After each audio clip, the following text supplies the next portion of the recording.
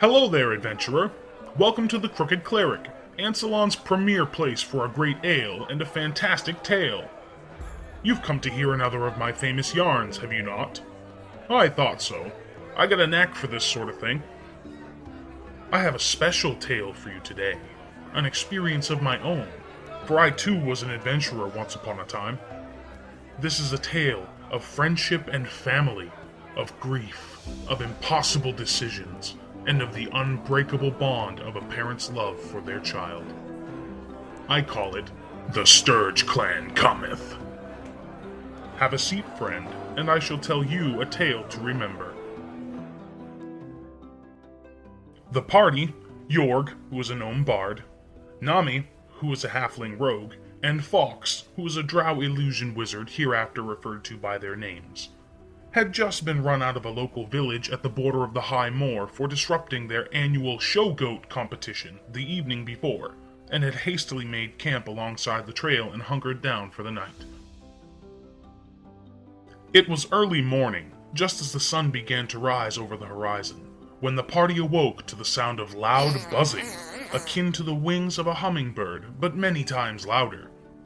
Namae opened her weary eyes to an awful sight, a winged monstrosity, whose wingbeats sounded as a din of 1,000 bees flying in unison, and whose body was a red-brown, twisted, furry abomination resembling a massive mosquito. Quick to react, Jorg struck out with his sword in a vicious arc and brought the beast to the ground, where it was quickly finished off by a now alert and agitated party.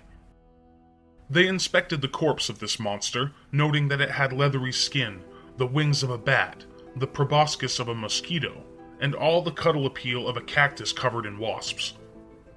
What they had slain was a small but nightmarish creature, a Stirge.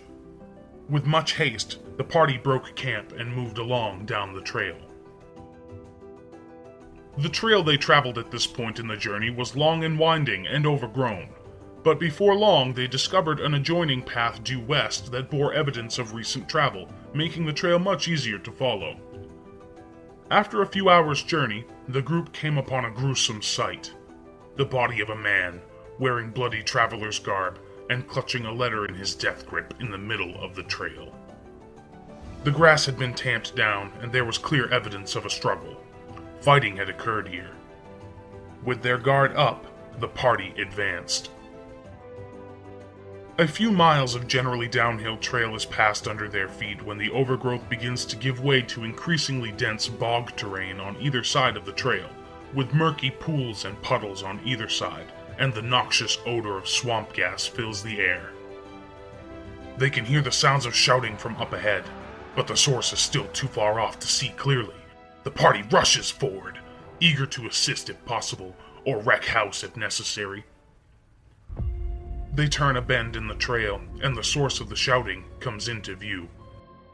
It's a small group of human travelers, a man wielding an axe, a woman wielding a longsword, and 3 children, in formation around an overturned wagon, with the adults in front and the children huddled at the mouth of the wagon.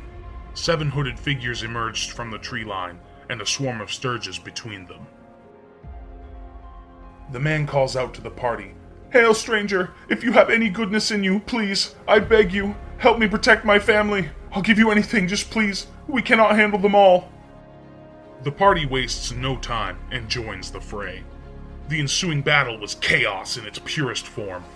The man with the axe and his wife deftly swung their blades to keep their enemies at bay, attempting to deflect the incoming Stirges and to push back the hooded assailants. The party felled 1, 2, 3 Stirges, but the tide of battle turns when one of the hooded assailants grabs hold of Fox. The scaly, clawed hands of the assailant gripped Fox's robe tightly and pulled him in. As Fox is trying to free himself, swarms of Stirge younglings begin to pour out of the robes of the hooded figure, headed straight for their new intended host. Jorg, quick thinking as he was, struck out and slew the figure, which then released its grip and fell to the ground. At that moment, the woman with the long sword goes to the ground, with 3 adult Stirges attached to her.